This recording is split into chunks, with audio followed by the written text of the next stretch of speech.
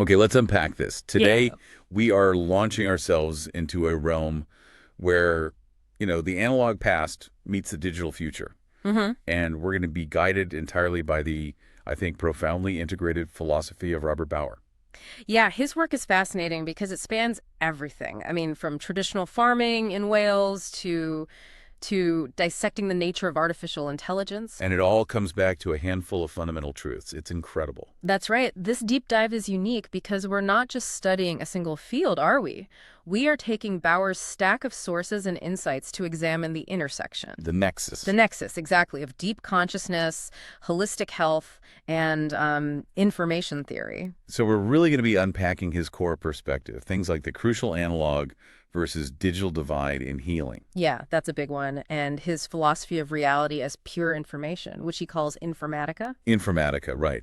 And then there's the really counterintuitive part, the role he sees AI playing in all this. Which is, I mean, it's a paradox, right? He thinks it's forcing humanity to become critically smarter.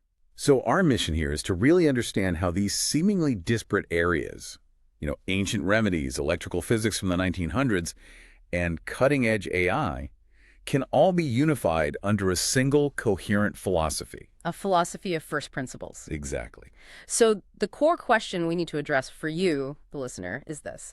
What happens when you apply a holistic first principles mindset? I mean, a truly foundational way of thinking to fields that, on the surface, seem completely disconnected. And I think we're going to see that when you strip everything down to its elemental energetic truths. The answers are shockingly integrated, and, they're immediately applicable to your own life. So let's start at the very foundation of Bauer's philosophy, which is the physical reality he has built for himself. Yeah, his current lifestyle in Wales. It's so much more than just a quaint choice. It really is. It's a manifestation of his philosophical first principles in action.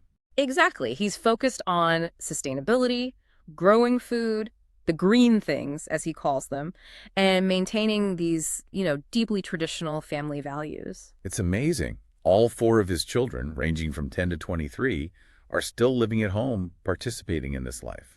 It's a deliberate rejection, a rejection of the compartmentalized, modern, hyper-urban existence that most of us are in. And the motivation for this, I mean, this is a radical shift, moving his entire family onto a mountain. It wasn't just some kind of pastoral dream. No, not at all. He frames it as a direct first principle response to global events, what he sometimes calls the boogeyman. So what was the principle? What was the aha moment? It was elemental, genuinely good water. Just water. Just water.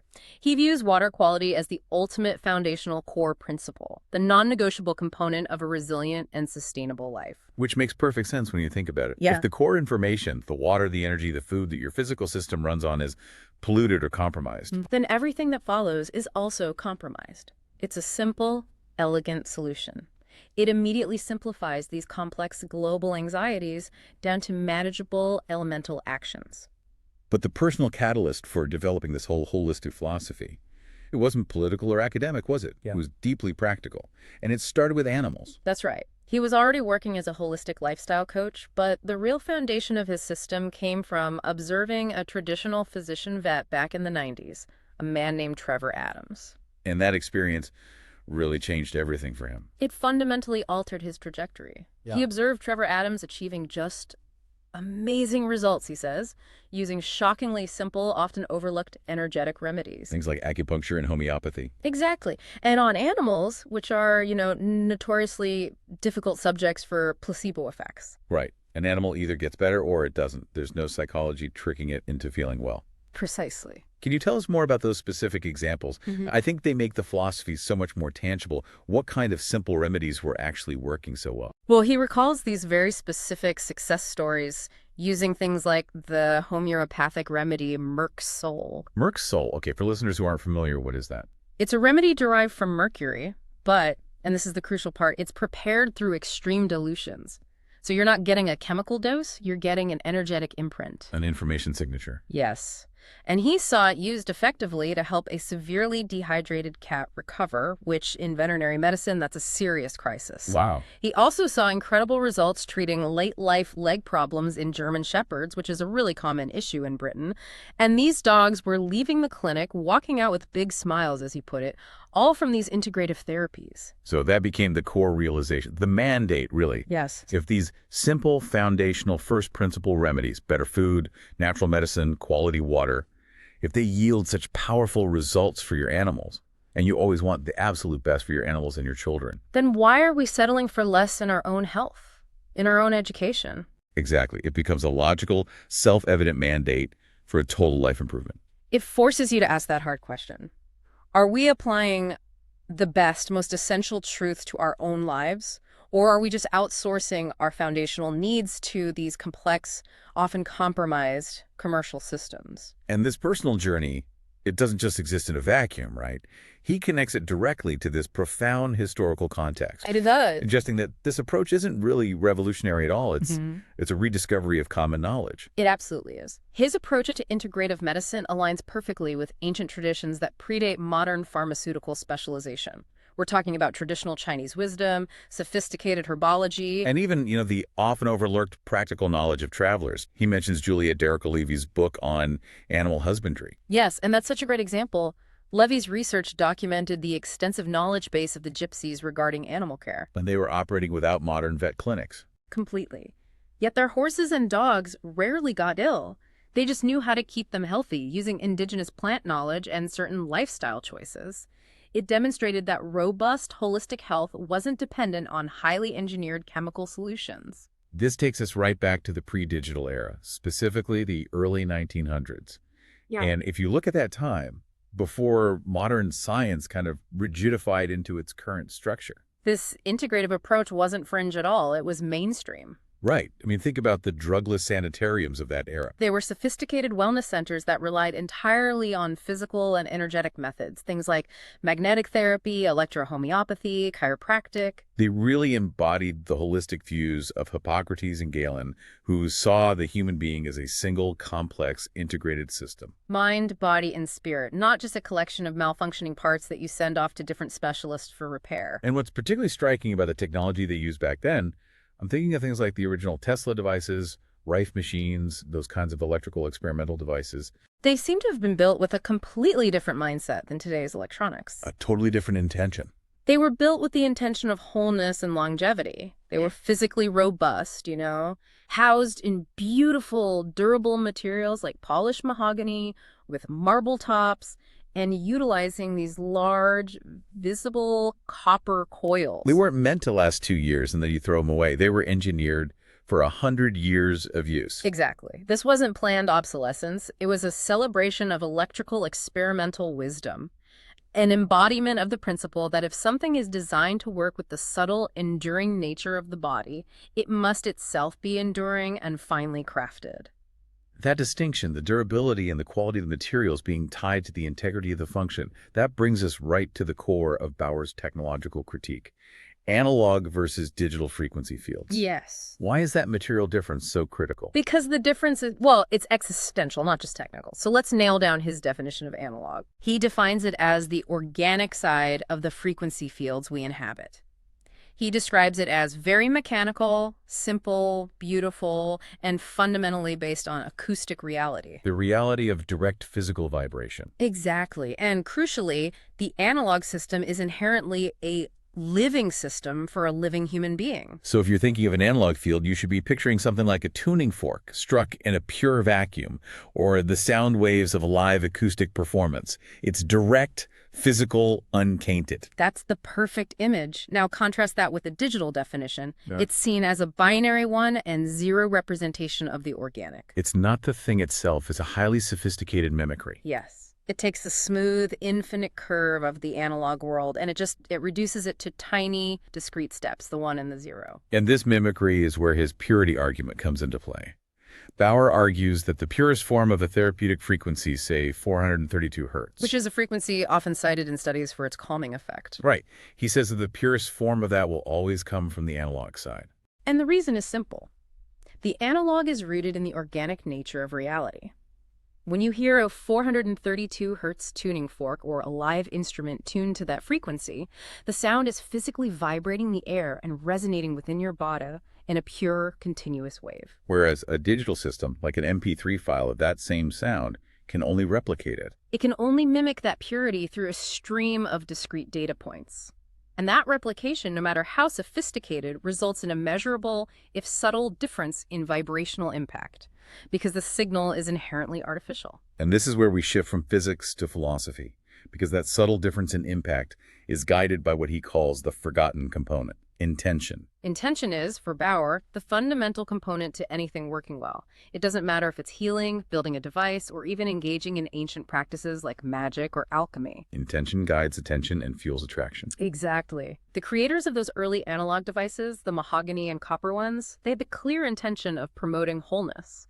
And this connects directly to what the pioneers of electrical science were really pursuing. We're talking about figures like Tesla, Maxwell, Heaviside, Reich. They weren't just playing with electricity, they were pursuing the components of the ether. The ether.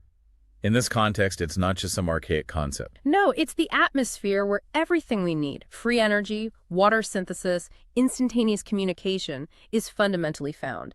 They believed in a universal medium, a living field of energy and information. So these pioneers were embodying this universal principle, the organic field, in their physical analog creations. They were aiming to work with that field, not just digitize or mimic it. That's it. The intention wasn't just to build a machine. It was to build a machine that was in alignment with the universal principles of the ether. Essentially creating a physical, analog manifestation of a pure organic intent. Exactly. And remember the habit of reality. You attract what you intend.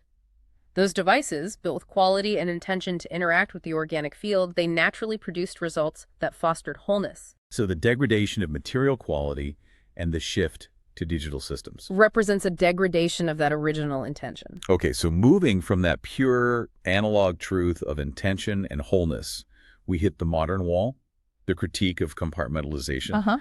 Bauer argues pretty powerfully that since roughly World War I, the deliberate altering and specialization of food, medicine, and technology has led us down this destructive path where everything is just reduced to siloed, isolated parts. Instead of being recognized as an integrated whole, this is such a critical point, this compartmentalization creates what he calls the diagnosis trap. And that's especially evident in digital healing technology. It is. Instead of treating a complex, holistic human being, modern systems reduce individuals to a single, fancy, compartmentalized name or data point. Can you give us an example of how this reductionism plays out in practice? Sure. Instead of recognizing a person who's struggling with a complex array of symptoms rooted in lifestyle, environment, or trauma, they get reduced to Lyme disease or fibromyalgia. Or even more technically, a need for a specific isolated hertz frequency, like 220 hertz. Exactly. The technology demands an input a data point. And once that label is accepted, the system only treats the label, not the whole person. And the danger here isn't just clinical, it's psychological, isn't it? Absolutely. The moment a person accepts a highly specific diagnosis, they are often forced to input data into these sophisticated systems, which immediately makes them a victim of the label. They surrender their agency. They lose sight of the holistic truth of their condition. And they start believing that only the expert and the specialized, expensive machine can handle this technical problem that's been defined by the fancy name. And this diagnosis trap leads directly into what he calls the digital threat. Bauer is deeply concerned that some of these systems, even those marketed as healing or investigative tools, could potentially interact with what he calls payloads of nanosynthetic biology, or the Internet of Nanothings. Yeah, his concern is rooted in the fact that digital technology relies on binary code and connection, which inherently creates vulnerabilities. He argues that sophisticated digital machines, particularly those sourced from entities with, let's say, dubious intentions, might have backdoors. Hidden functions. Hidden functions designed not for healing, but for data collection or manipulation. He refers to this potential manipulation as a SCOP, which is military jargon for a psychological operation. So if I'm using a machine that emits a digital frequency, the worry is that the digital nature of that frequency could be co-opted or leveraged. Perhaps to interact with biological systems that are already compromised by environmental factors or other inputs, and the user would be none the wiser. Is there a specific example he gives of this? He specifically cited the popular modern digital spooky Rife machine. He sees it as an example of technology that, despite its potential benefits, relies on digital representation. And could therefore be part of a psychological operation. to steer people away from the more pure, organic, acoustic roots of true healing found in the older analog devices. The complexity of digital systems just allows for hidden intent. And that critique of compartmentalization, it goes even deeper. It extends right into the architecture of thought itself, through the weaponization of mind and language. He traces the fundamental intellectual error back centuries to René Descartes and the concept of Cartesian dualism. This is, according to Bauer, a devastating historical error. Descartes essentially drew a line in the sand. He split the world into the res extensa. The physical material world, which went to science. Right, and the res cogitans. The ethereal, incorporeal world of mind, spirit, and consciousness, Yeah. which was basically left to the church. And that split was so damaging. Why? Why was it so catastrophic? Because it destroyed the foundational concept that the universe is alive, connected, and conscious. By separating matter from mind, science adopted this simplified billiard ball model of physics, where everything operates like clockwork, independent of observation or consciousness. And that error cemented the siloed, compartmentalized knowledge domain we operate within today. It's why a heart specialist doesn't speak to a brain specialist, and neither of them speaks to a philosopher or a spiritual guide. And the mechanism used to maintain these fragmented domains is language itself. This is where he gets very powerful, claiming that language is the operating system of the mind. It is. Words, ideas, and constructs have been painstakingly crafted and, he argues, weaponized over decades to create a suffocating cognitive clog of crap in the populace. So every time you accept a simplified, limiting definition, a politically charged label, specific medical diagnosis, a fixed academic boundary, You're adding unnecessary bloatware to your operating system. It makes true, independent, critical thinking exceptionally difficult. It just inhibits people from accessing their full potential. So the complex jargon, the constant redefinition of terms, the rhetorical noise, it's all designed to keep the mind so full of low-quality information that it can't process high-quality insights. Precisely. It keeps you running on slow, polluted bandwidth. But here's the constructive counterpoint. The only way to remove this cognitive clog is through self-reflection, self-examination, and introspection. And these are precisely the activities that rely on consciousness and active agency, things that you cannot code in binary AI. Exactly. This manufactured noise and confusion, it leads directly to the loss of agency and curiosity. It just makes people complacent. Complacency thrives when the innate human capacity to think, to question, to imagine the fundamental constructs of consciousness have been smothered by entertaining distractions. Why do the hard work of independent thought when there's an endless stream of easily digestible entertainment right there on your phone? And that cycle feeds the dangerous savior mindset. Right. The habit of surrendering your energy, your health decisions, your emotional state to external authorities. Whether they are doctors, institutions, media experts, or even charismatic gurus, it's a rejection of self-responsibility and fundamentally self-diagnosis. Now, I want to push back on that a little bit because this idea of rejecting external authorities can be intimidating for people. A complex world requires some level of expertise, right? Where does Bauer draw the line between informed use of authority and just surrendering your personal agency? That's the core tension he addresses. It's not about ignoring data or professional advice. It's about making the ultimate decision maker you. I see. The problem isn't the existence of experts. The problem is the habit of giving away your power. You shouldn't blindly trust a single authority because that authority is operating within a compartmentalized, siloed system that is, he argues, fundamentally broken because of its adherence to Cartesian dualism. So the ultimate responsibility lies with the individual to integrate the information, cross-reference it, and choose the course of action that resonates with their own foundational truth. You are the final judge of the information. That makes sense. The antidote to this profound loss of agency, then, is a really radical realization that the individual has to embrace. It's that moment you recognize that everything in the political, academic, and entertainment sectors is so fundamentally broke. That it cannot be fixed or repaired. It can only be replaced. And that replacement requires a complete return to first principles and a different way of thinking, starting with the individual investigating and recalibrating their own reality system, clearing the cognitive clog one thought at a time. This realization that the old compartmentalized systems are fundamentally broken. It naturally ushers in Bauer's constructive philosophical framework, the one that defines the new reality we can step into. Right, which he calls informatica. Informatica. So let's spend some time here. We've established that informatica is his fundamental definition of reality, but what are the deep implications of that? Informatica suggests that reality is fundamentally information. All things, physical matter, ethereal energy, experiences, thoughts, are simply complex streams of information. It creates a metrics in the matrix. Exactly. Meaning reality is a vast, dynamic field of data that we are constantly decoding and contributing to. So the chair I'm sitting on isn't just wood and fabric. It's an energetic expression of organized information. And my experience of sitting on it is another layer of information being processed. Precisely. And this information matrix is based entirely on consciousness in motion. Consciousness isn't a static observer. He sees it as constantly in motion, always unfolding novelty, So it expresses itself through an infinite field of frequencies. from which both the ethereal, the ether we discussed earlier, and the material, the tangible world, are generated. The universe is a gigantic, living information loop. This structure forces a rejection of a lot of common spiritual misinterpretations, the New Age traps, as he calls them. It does. It clarifies our relationship to the whole. It makes a very powerful, definite statement. We are not looking for the one. We are part and are the one. You're not separated from the infinite information field waiting to find yourself or rejoin. No, you are a unique, integrated frequency stamp within that whole, housed in your current physical form. Separateness is the ultimate illusion created by that cognitive clog we were talking about. Which means the goal is integration, not searching for some external truth. Right. And this dynamic, integrated view extends to our experience of time. He asserts that we are never truly in the fixed, static now. We are always in the next. That's a fascinating twist on mindfulness. Why always in the next? It reflects a belief in constant, irreducible flux, total dynamic change and transformation.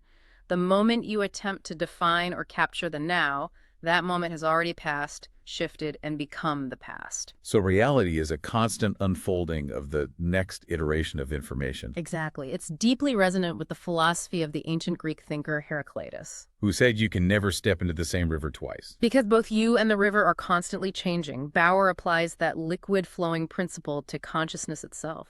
To make this abstract idea of consciousness and fluid reality more relatable, he turns to creative expression, specifically music from his label, Intuitive Sound. He's showing us how this energetic flow translates into art. Yeah, his entire philosophy is deeply rooted in these first principles, influenced by Taoism. The Chinese philosophy focused on the flow of the Tao and quantum mechanics. Music is the perfect medium to demonstrate this flow of energy. So let's explore the first example he gives, samadhi as sound. There's a track by Phil Jones called Samadhi Suite that's designed to be a sonic reflection of the traditional state of samadhi. And samadhi, in traditional yoga and meditative practices, is that state of deep meditative absorption, a profound union with the divine, where the dualistic self just dissolves into pure awareness. So the music isn't just background noise, it's a structural attempt to replicate that feeling. It is. I found the description of the track really evocative. It uses ambient electronica with cascading synth melodies and subtle hypnotic rhythms. So how does that structure mirror the state of samadhi? Well, samadhi is characterized by a deep stillness amid profound inner activity. The music achieves this through its structure. The ambient electronica provides a solid grounding field, that sense of wholeness. But the cascading melodies are constantly shifting and changing. Right, which prevents the mind from locking on to a single, repetitive pattern. The flow of those sounds reflects the flow of information in informatica infinite change unfolding, but always returning to a harmonious, unified, energetic whole. So it acts as a sonic guide toward inner clarity by mimicking the structure of awakened consciousness. Yes. And the second example is Adam Zapparto's track Sync, which is described as a musical metaphor for navigating consciousness through emotional vulnerability. This track sounds like it's all about the messy process of self-realization, the journey from chaos to clarity. It is. It's highly introspective, dealing with self-doubt and the weight of emotional vulnerability. The lyrics and the changing musical dynamics, from these quiet, searching verses to hopeful, expansive choruses, they mirror that philosophical idea of constant change. So the theme of sinking into vulnerability and searching for meaning, that directly mirrors Bauer's core belief that confronting emotional depth, rather than avoiding it with distractions, is the only way to achieve self-realization. You have to embrace the flux, the fear, the chaos, the next to find the sync or the alignment with the broader rhythms of existence. It's like an auditory instruction manual for emotional agency within the information field. This dynamic, flowing view of reality extends even to the concept of language and the learner. Once again, language dictates how we perceive our existence. It does, and this is where he uses a beautiful linguistic contrast. Consider the Japanese word ka for student. Yeah. The implication is profound. Once you take up the mantle of a student, you are always a student. The learning is ongoing, dynamic, and never finished. Even masters of a craft refer to themselves as continuing students. And this contrasts so sharply with a Western model of education. Oh, absolutely. The Western view often sees the student chasing information toward a static, finite endpoint, the degree, the certificate, the final promotion, after which the journey is considered over. That fixed endpoint mentality is a manifestation of the cognitive clog and that Cartesian static view of reality. Whereas the K approach aligns perfectly with Informatica. Knowledge is never static. It's an ongoing dynamic process of growth and the constant unfolding of novelty. So the ultimate goal of operating within Informatica is not to possess a fixed amount of knowledge, but to engage actively in life as a permanent student. Absolutely. Life's meaning lies in actively decoding and shaping the information fabric, seeking truth, and enabling that constant unfolding of novelty. You are not achieving a destination. You are optimizing your flow within the field. Okay, so now we come to the great paradox. We've spent all this time establishing the purity of the analog world, the dangers of digital compartmentalization, and the philosophical truth of an integrated, flowing, conscious reality. And yet Bauer sees the most advanced digital technology, AI, not as a threat, but as a critical tool for human thought liberation. This is where his integrated philosophy shines brightest. He's not a Luddite, he's a strategic thinker. The first step is reframing what AI is. Right. Despite all the intense fear porn and doom and gloom narratives surrounding it, he dismisses the current hype that AI is some looming sentient threat. Why the dismissal of the consciousness sphere? Because, fundamentally, AI relies on current binary physics and algorithms. He calls it an expert taskmaster, not a sentient being. So it's incapable of self-reflection, introspection, or true consciousness in the way humans define it. Because those things simply cannot be coded in binary.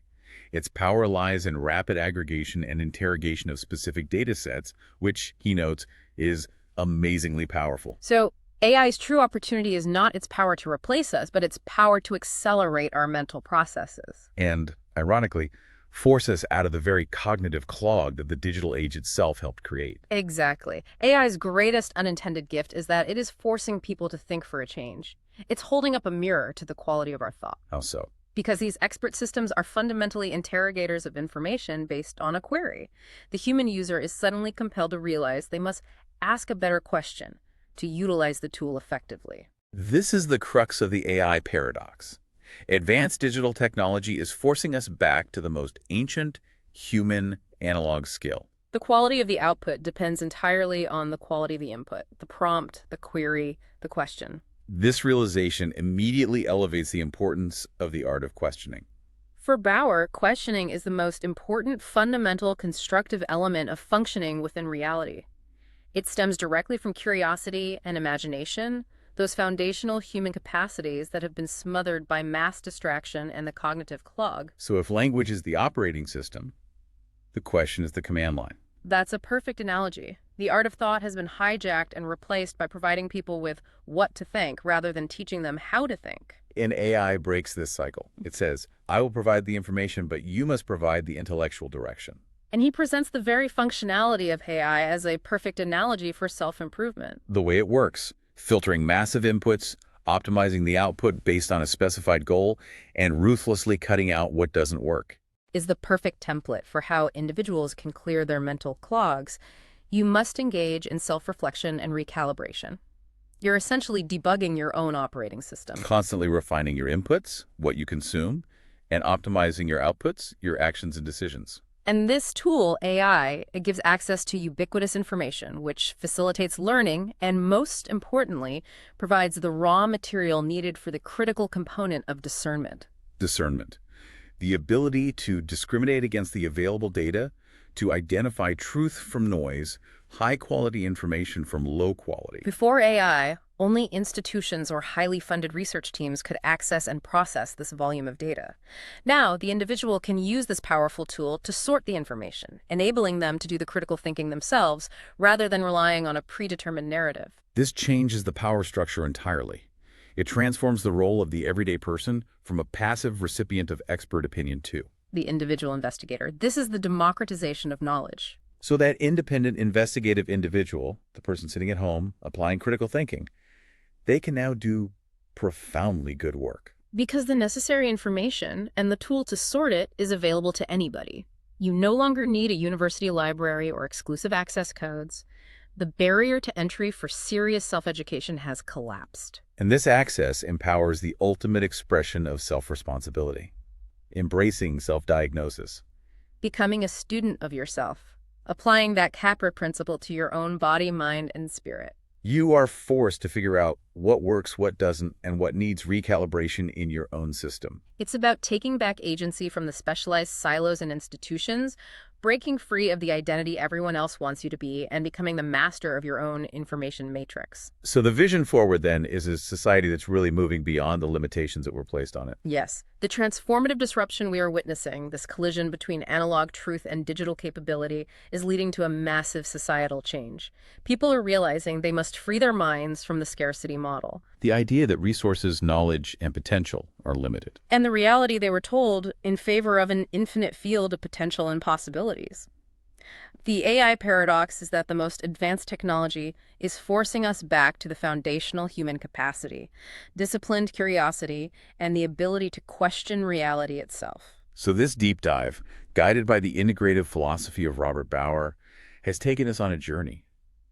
From the organic truth of healing found in Welsh water and analog coils, Through the philosophical depths of Informatica to the surprising liberatory power of artificial intelligence. we saw that integrity of intention matters, whether you are building a copper coil or framing a question for an AI. We connected the dots between the cognitive clog caused by Cartesian dualism and weaponized language, and how the paradox of AI is now demanding that humanity re-engage with the most fundamental human capacity, the critical art of asking quality questions. The path to wholeness requires integrating that organic analog truth with the digital tools that are designed to accelerate our mental evolution. So here are the essential takeaways from Robert Bauer's integrated vision that you can apply immediately. First, remember the purity argument.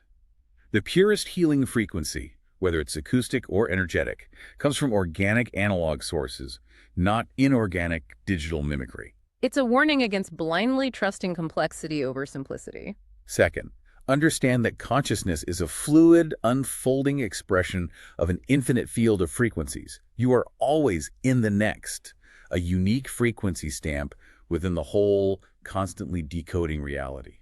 And third, embrace the AI paradox. Its greatest benefit is that it is forcing humans to sharpen their thinking, improve their queries, and question the world's limiting narratives, accelerating your personal journey as an individual investigator. So we leave you with this final provocative thought to mull over and explore. If you view language as the operating system of your mind, what is the single highest quality question you will ask yourself today, right now, to begin debugging and recalibrating your reality system? Start with that question and watch the infinite field of potential possibilities unfold.